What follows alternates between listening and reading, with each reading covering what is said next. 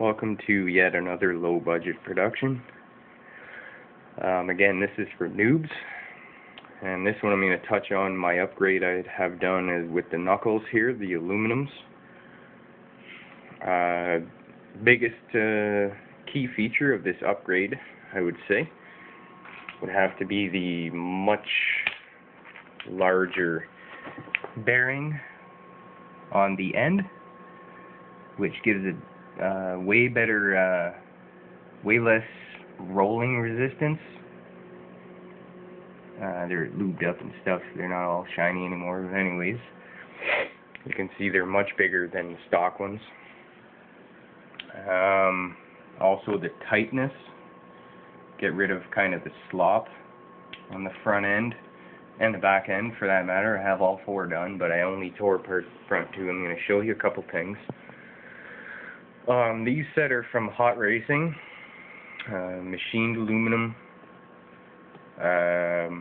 Like I said again, with the bigger bearing. If you guys are interested in, like I said, tightening up the corners, first off, I haven't tried it yet. I do have, you've probably seen this other one here, my brother's, which is stock.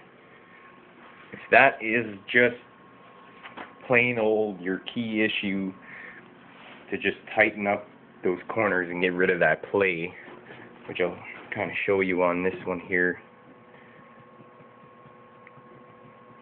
If you can hear that little bit of a clicking.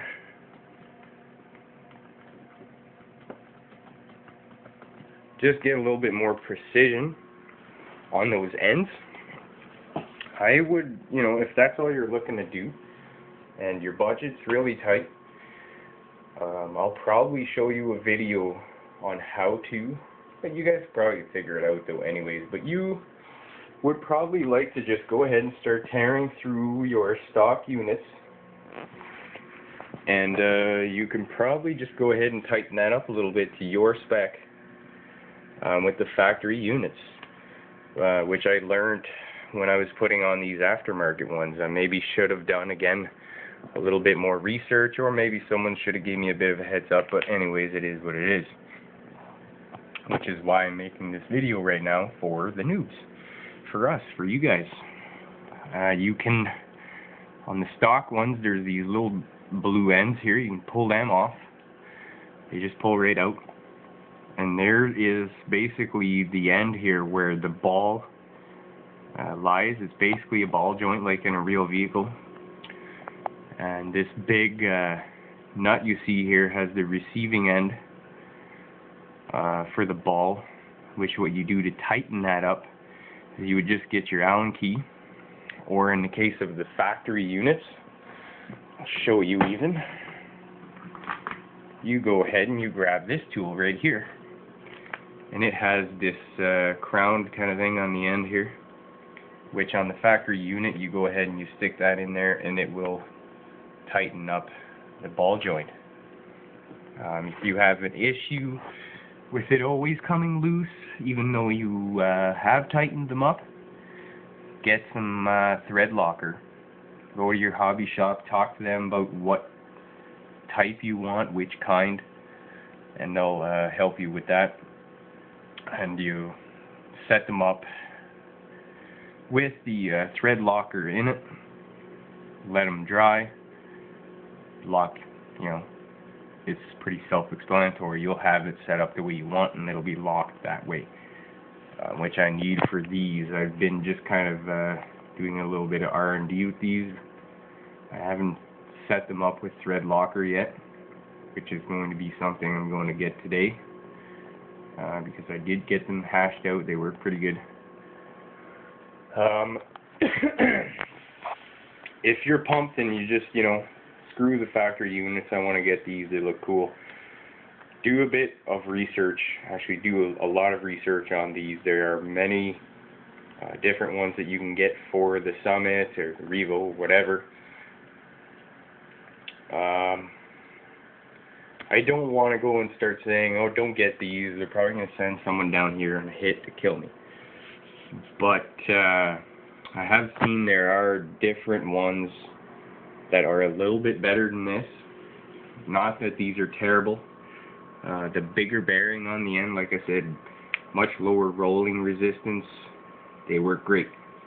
They help put a lot of power to the ground. They're very solid.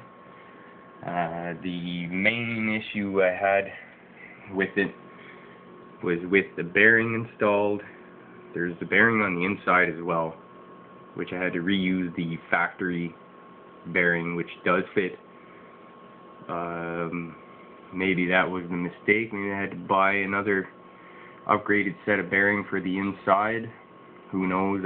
You would think that when you're ordering something like this that says direct fit, it should be direct fit, but anyway. With that bearing on the inside and the new bearing on the outside that comes with it, put it all together. Once you go and you take what I like to call the spindle or whatever, you put this back on the end. Let me see if I can do this with one hand here. So you squeeze that all the way back in. What happened in my case anyways, and all four corners as well, was get some light on this situation. The hole didn't quite line up. So I don't know if it's because that larger bearing takes up a little bit more clearance on the outer end. But I did contact them about this issue. I haven't got anything back yet, but they're not a direct replacement, which kind of pissed me off a little bit. What had happened, the hole doesn't line up by about half of the diameter of the hole itself.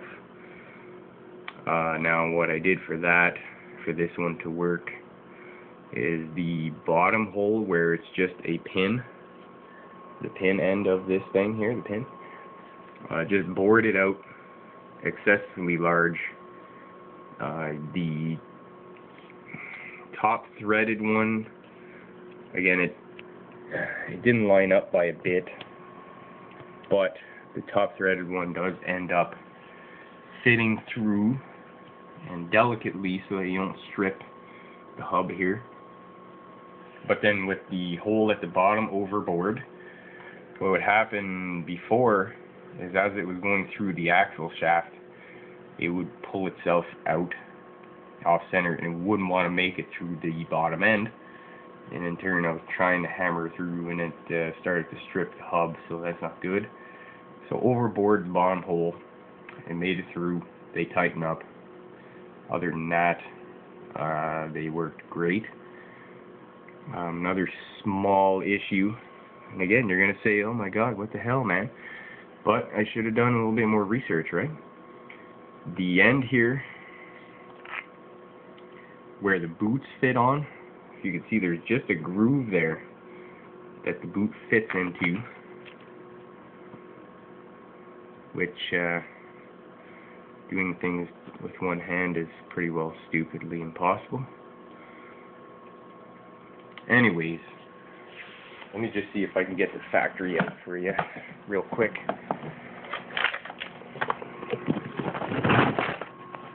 A couple seconds here.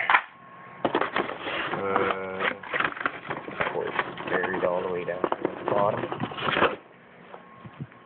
One thing also these don't have, which was a little bit disappointing for the money you spend, these little clips here. And we pull one.